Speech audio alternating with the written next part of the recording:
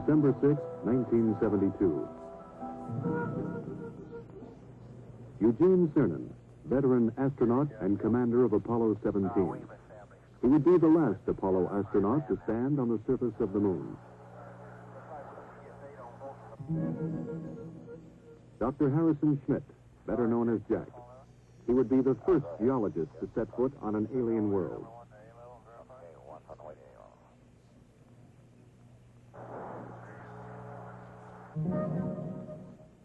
Ronald Evans, command module pilot.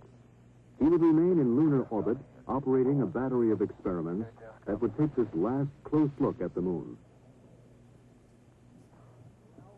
In the year 1675, Sir Isaac Newton was asked by his fellow scientist, Robert Hooke, how he had accomplished so much. "If I have seen further," Newton wrote, "it is by standing on the shoulders of giants."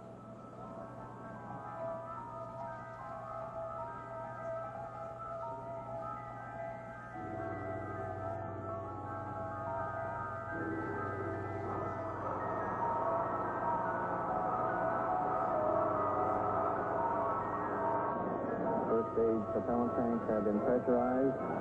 The engines will build up to a thrust of 7.6 million pounds. T-minus 30 seconds. We have a cutoff. We have a cutoff at T-minus 30 seconds. This cutoff was automatic, done by the sequencer. One command, pressurized the S4B stage, was not given. And despite the fact that it was going to be done manually, the sequencer, in effect, said, I didn't tell you to do it, and therefore you can't be doing it. So at 30 seconds, it very properly stopped the operation. Most of the work was being done right off the firing room in the Launch Control Center at Kennedy.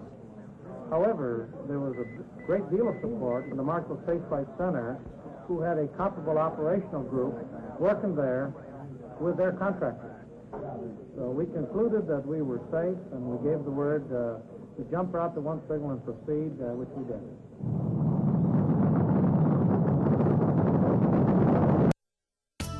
I believe that this nation should commit itself to achieving the goal, before this decade is out, of landing a man on the moon and returning him safely to the Earth. 3, 2, 1, ignition.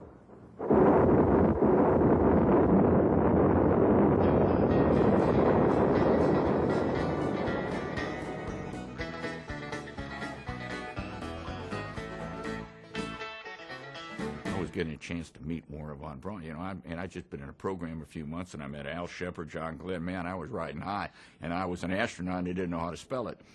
And he said in his broken English, he said, you know, you don't worry about how to get to the moon. He says, we will take care of that. He said, you think about what you're going to do when you get there. And then he went on to say, you know, you will probably someday be driving a car on the moon. Yes, sir, Dr. von Braun. Yes, sir.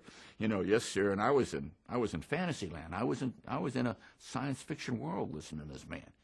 Anything he said was all right with me.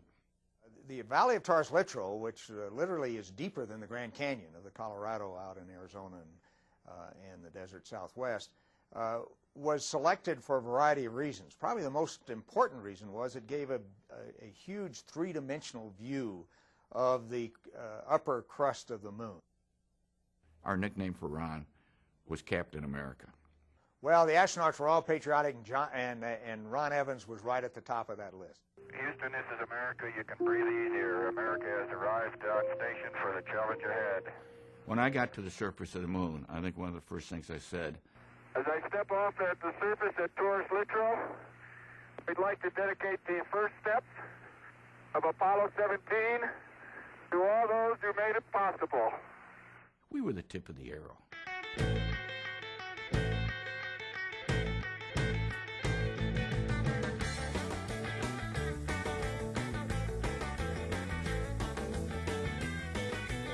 The problem with the F1 engine was that no one had ever built an engine of that size and that magnitude. And this was like an order of magnitude larger than anything we had been dealing with, which was the H1 engine used in the Saturn 1Bs. It was a program that everybody was in some way affected, even if it's no more than the testing of the vehicle and what effect it would have on the houses nearby.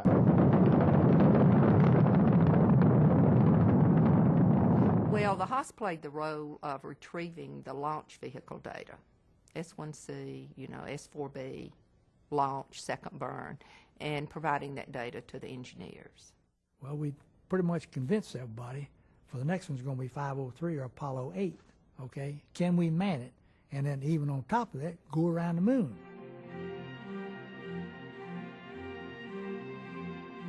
The Saturn V, in terms of unexpected problems, literally had little or none. Performed flawlessly, right to the bitter end. And on Apollo 17, here again, how much confidence can you have in a vehicle like that? Now we're ready to launch at night?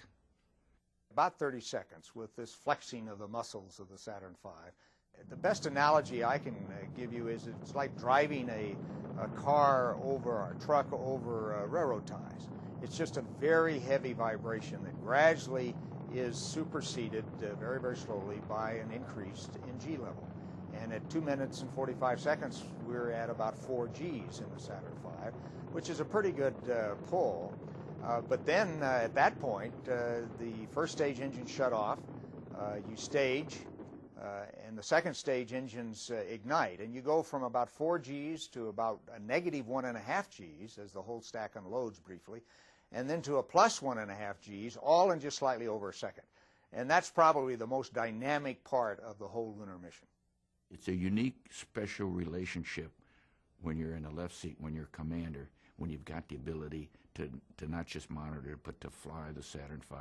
And when you got to it's the two of you and the Saturn V, which are going to get you there, one way or the other. And it tells you that, hey, baby, if I have a little problem with my guidance back here, I'll give it to you. You can take me there. I'll keep running. You can take me there. And I don't know if that's comes across the way I really mean it or the way it felt to me at the time, but that's the way it is. 17 Houston, you are go for orbit. Go for orbit. Those are kind words, Robert. We're go for orbit here. You look just as pretty in Earth light as you do in sunlight. Roger, America. Have a good burn.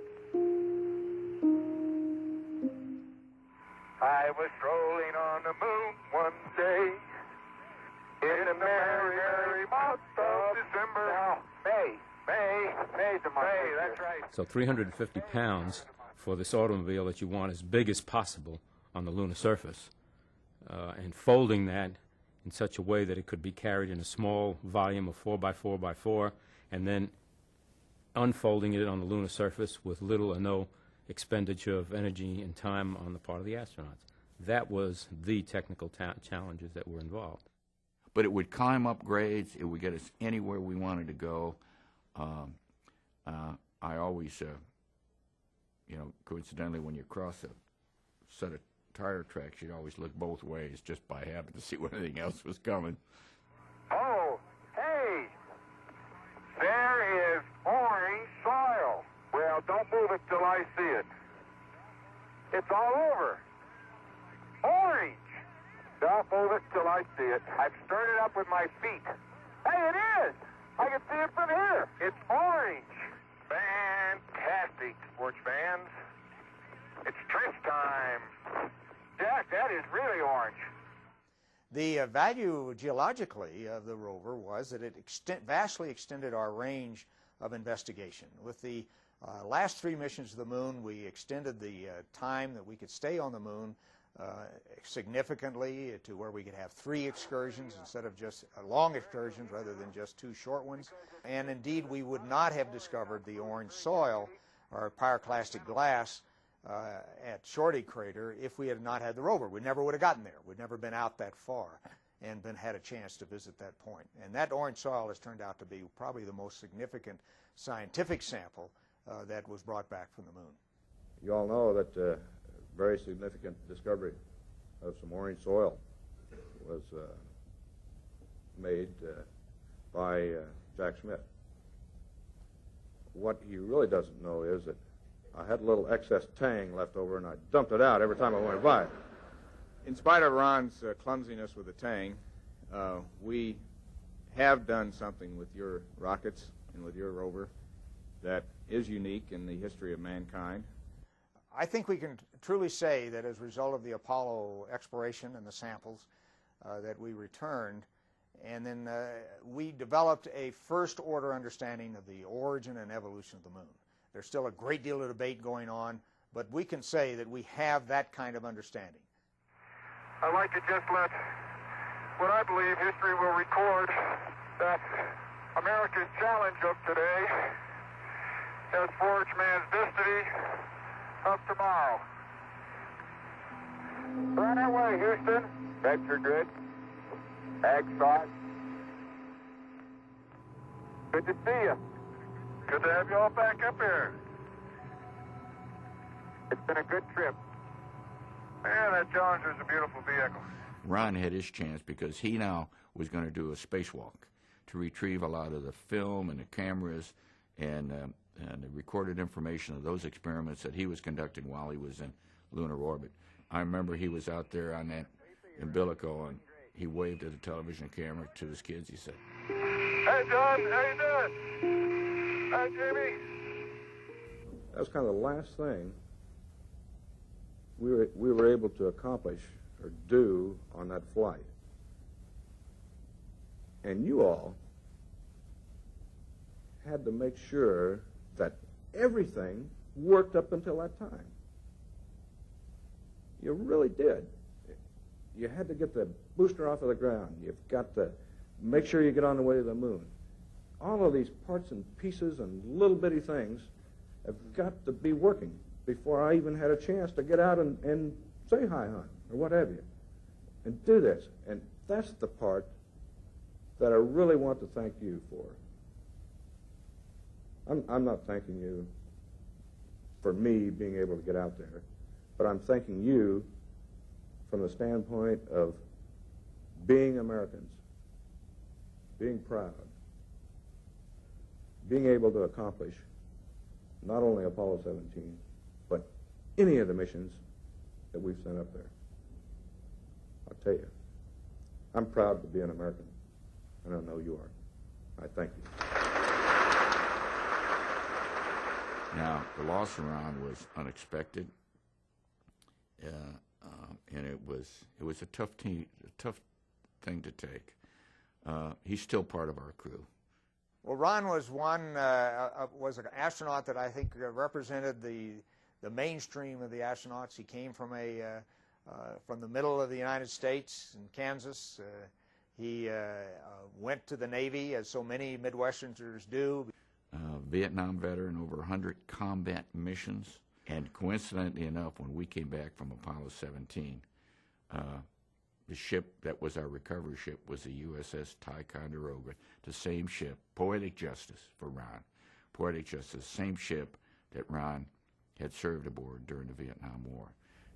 We stood on the shoulders of giants, and I'm looking at those shoulders right now. You know, we need to get back into that Saturn V world mentality, quite frankly, to build something that will take us back out there where we belong. And quite frankly, I have been the last man on the moon for far, far longer than I ever dreamed of being. And last is only temporary anyway, because I do know down deep in my heart there is a young boy and there is a young girl out there with the, with the courage and determination, possessor of that indomitable will that will truly take us back out there where we belong.